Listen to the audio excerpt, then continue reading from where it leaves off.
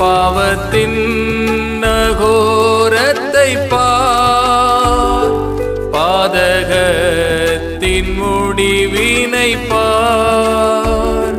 பாவத்தின் நகோரத்தை பார், பாதகத்தின் முடிவினை பார்.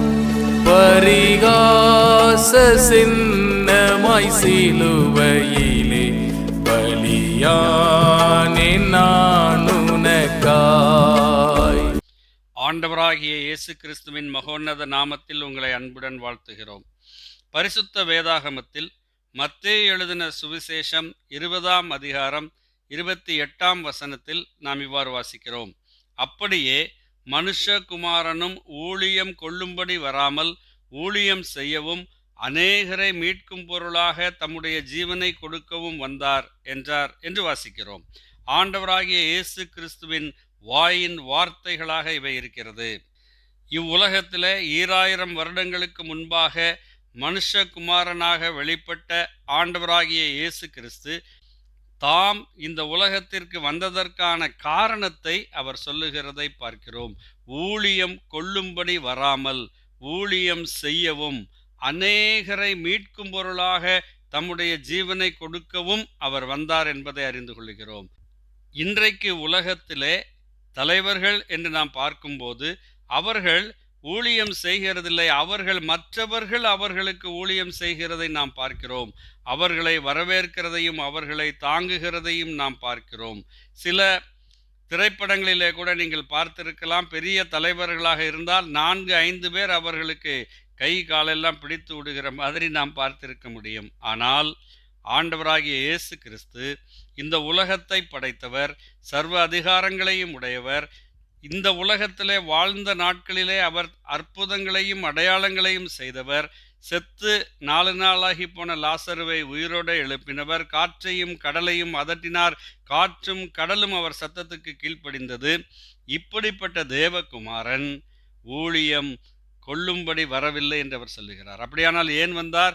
ஊழியம் செய்யும்படி வந்தார். மற்றவர்களுக்கு சேவை செய்வதற்காக வந்தார். பிணியாளிகளை சுகப்படுத்தினார். கஷ்டப்படுகிறவர்களுக்கு அவர் ஆறுதல் கொடுத்தார்.